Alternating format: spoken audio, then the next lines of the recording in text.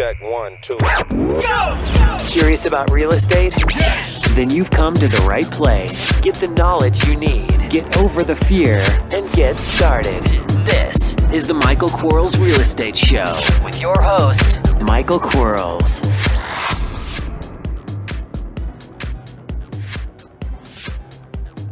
Hello, everybody. Michael Quarles with the Michael Quarles Real Estate Show. Today is April 6th.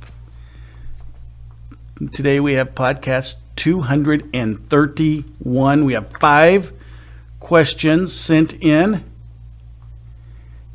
and I'm going to do my best. Remember, if you have a question, send it to support@michaelquarles.com.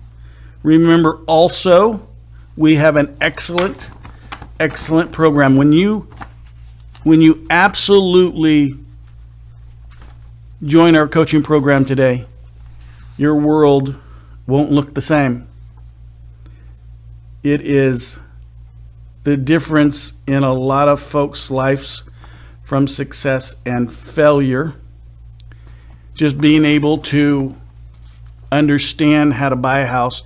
You know, when you know what you know, like right now, a lot of us, we don't even know what we don't know. And then we learn what we don't, like I don't know what's on the other side of the mountain. And then when you get up to the other side of the mountain, you go, oh, now I know what's on the other side of the mountain, but I don't know that either.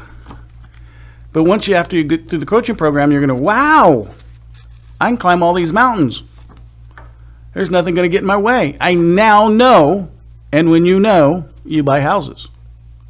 When you go out to a seller's house, you knock on the door. You never use a doorbell. Knock on the door.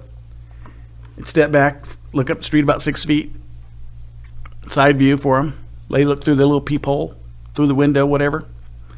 They open the door, and you've got those yellow folders in your hand, man. It's cool.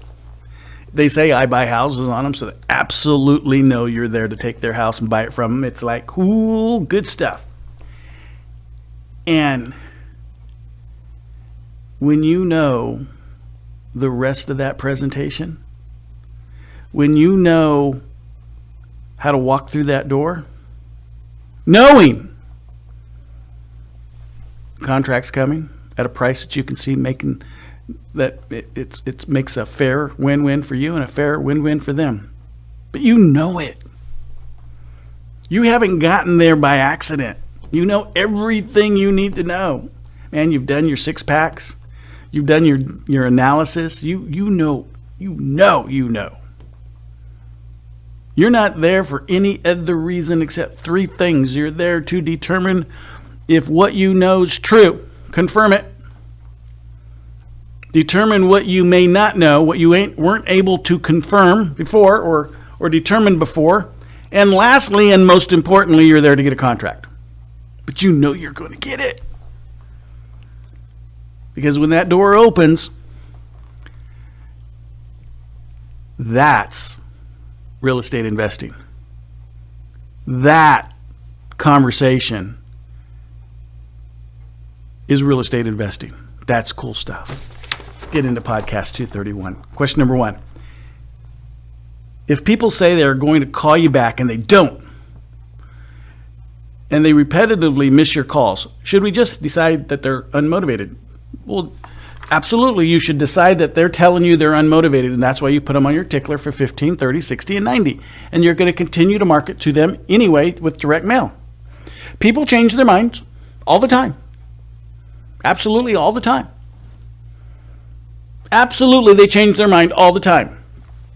I tell this story, and I know it is podcast appropriate, so I'll tell it again. 2 twins walk into a bar.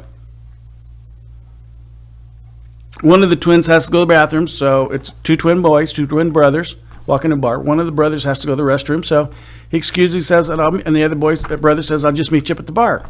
This is great.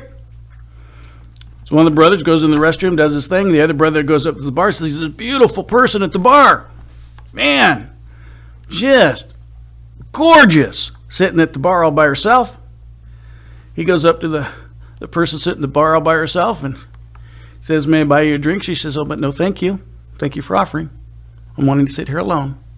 And him being the gentleman he is He goes on his way. He doesn't want to disturb her. She said no. He asked. That's all there is. No reason to take it further. His twin brother comes out of the restroom, walks into the bar looking for his brother, sees this gorgeous girl sitting at the bar. Walks over to her and says, hey, can I buy you a drink? She said, yeah. I'd like to have a Diet Coke and vodka. He goes, great. Next day, the two brothers are talking, and first brother says, what'd you say to her? He goes, I just asked her if she wanted a drink. That's what it's like. Okay? We're just going to ask them again. And they're going to change their mind. People do that, and it's okay. Question number 2. If we should persist with these types of sellers, how do we avoid coming across as the needy one? We're not. We're absolutely not. 2 weeks ago I called you about you had left a message about a house that you were hoping to sell or had interest in thinking about. Have you guys decided to go ahead and fall forward and sell that house? Oh, you haven't? Well, terrific. Do you happen to know anybody that's looking to sell a house? We do a lot of our business comes from repeat and referral business. Oh, you don't? Okay. Well, you have a wonderful day. I'll check back with you down the road a little bit. Thanks you for taking the call. See you later. We're not needy. We're problem solvers. We're not. That would be as you go down the road and you see the ambulance parked in the parking lot, just waiting. He's just waiting. Is he needy? Is the ambulance driver and the technician in the ambulance, are they needy? No. They're just waiting to help someone because they know at some point they're going to be called upon to be requested and asked of help. Come help me. So they're just waiting there. It's not neediness. They're just waiting. They're getting ready. They're getting prepared. They're telling people, I'm here when you need me to be here. I'm concerned enough for you that I'm going to keep calling you and letting you know that when you have an issue, when you need to solve this problem, I can solve it for you. I'm here. I'm here for you. That's how important this is for me. One of the things I get out of what I do when I buy houses from people like yourself is the fact that there's this enormous filling up of my bucket. Because inside of my bucket it says buy houses from people who need to sell. Help people in their situation. And it fills up my bucket. It's not a needy bucket. Thanks for listening. We'll be right back. Are you running out of leads? It's time you tried Yellow Letters at yellowletters.com. Get motivated seller leads through yellow letters, postcards, zip letters, typed professional letters, greeting cards, door hangers, and business cards. Yellow Letters is a full-service marketing company created with your success in mind. Get the personal attention you need to get your direct mail campaign started and get in touch at yellowletters.com. And we are back in 3, 2, 1. Question number 3. What are your experiences with land trusts? I like land trusts, actually. And I have a lot of experience in land trusts, quite frankly. That was all the question asked, by the way. That's all it asked is what are your expenses? And I don't know. Question number 4. Oh, see, now we're going to get into the real question. Would land trust be worth the extra step if wholesale? No. A lot of people use land trusts inappropriately. They try to hide something. Like if we put it in a land trust and then we change beneficial interests, who those parties are, then we can kind of sneak around that seasoning issue. No, if it's our intent to defraud, it's our intent to defraud and we're defrauding. Stop that. That's not ethical. If you can't do business ethically, don't do business at all. Use the land trust for the reason it was created, and that is to conceal who is the actual owner of the property for asset protection and in a situation of taxation. Other than that, no. If you have an intent to defraud someone and you're trying to figure out a way to not have seasoning, that's frauding someone, and don't do it. It's what makes our industry horrible. I don't care what someone told you, stood on stage and said, "Oh yeah, you can do it this way." I want to just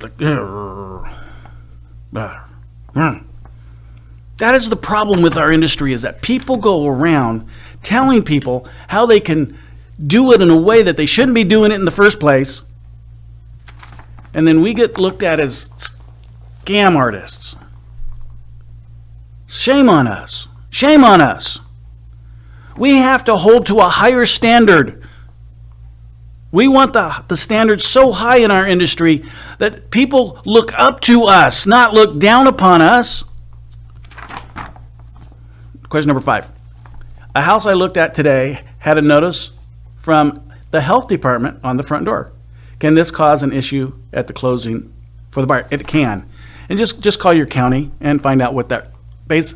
It's kind of like a lien, and they may have already placed a lien, but find out what that release is going to cost you. No big deal. None whatsoever. None whatsoever. And you know what? Here's the cool part. Don't tell people how to get it fixed, because some people in your area won't know. That'll scare them. It won't scare you once you figure it out. Once you call your county and you find out how to get it fixed by the department that placed it. Not a big deal. No, not a big deal. Don't be afraid of it. Learn your business and then be good at that. Great questions. Great questions. When you guys sign up for my coaching program, you absolutely are going to enjoy this. You are absolutely going to make some more money. You're absolutely going to learn how to buy houses for profit. We are absolutely going to have a great time. Talk to you in class. Bye-bye. Thanks for listening to the Michael Quarles Real Estate Show. Get more info and stay in touch at michaelquarles.com.